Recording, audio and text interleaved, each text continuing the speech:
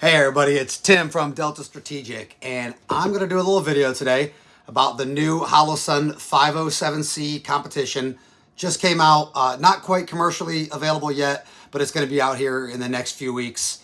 I got one from Holosun ahead of time, got a chance to check it out. It is an awesome optic. I got it mounted here on a Staccato P. Clear for all you internet commandos that are worried.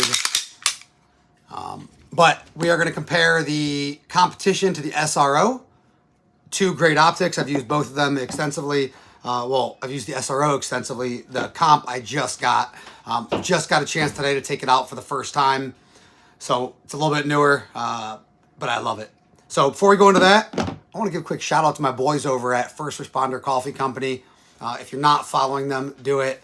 Brent, the owner, phenomenal human being, great military background. Now he's out here trying to do something good for the public, and couldn't appreciate the man more. Since I'm giving him a shout out, head over to my website too. Grab one of our new t-shirts when you get a chance. But all right, that's enough. I know you guys want to see more of the optic. So, the new Holosun 507 competition. It's massive. Looks overly big, like it wouldn't fit in the holster. There you have it. It gets a tiny bit of pressure right here on the corners. I took my Dremel, put a little bit area I took out of it just in case. And this is the, 6390 Safariland holster. But other than that, it goes in.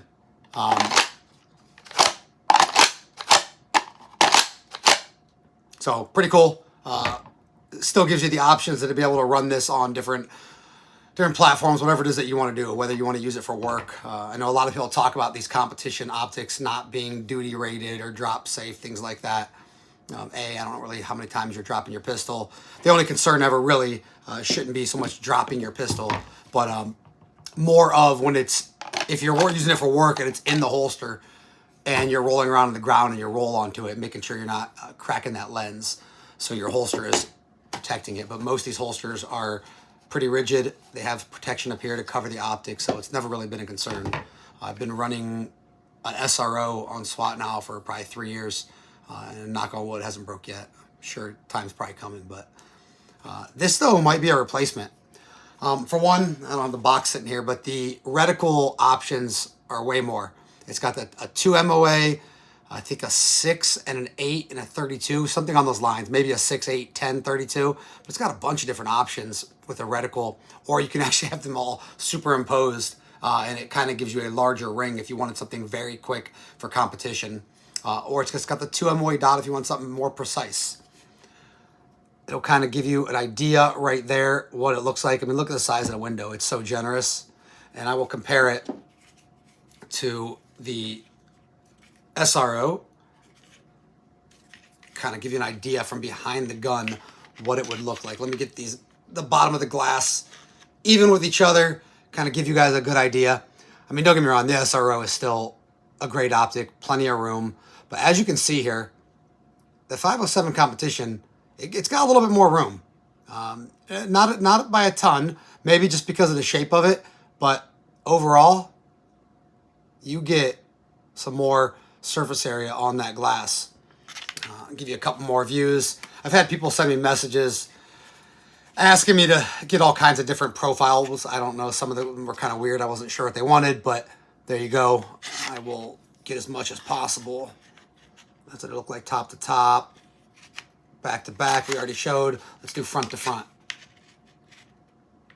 So that kind of gives you an idea here. Maybe get out of your way a little bit if that helps you. I don't know. And from that profile right there.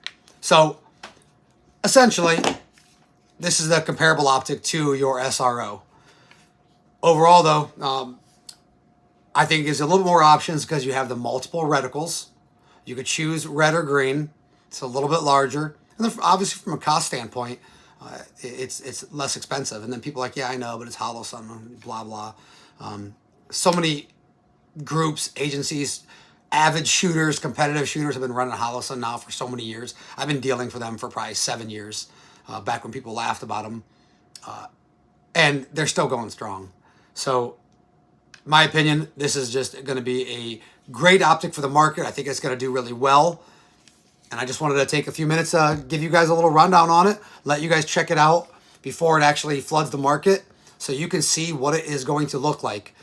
I guess the other key points are going to be it has a standard RMR 507C 508T footprint. So it's going to fit into your basic, what the most common milled optic platform, or obviously if you're using some sort of a modular optic system, it'll have just use an RMR 507C plate. So lots of options. It's going to be great, easy to use. It's coming out soon. Be patient. You guys are going to see it. You guys are going to love it. If you got any questions, hit me up in the comments, and I'll try to get back to you as soon as possible.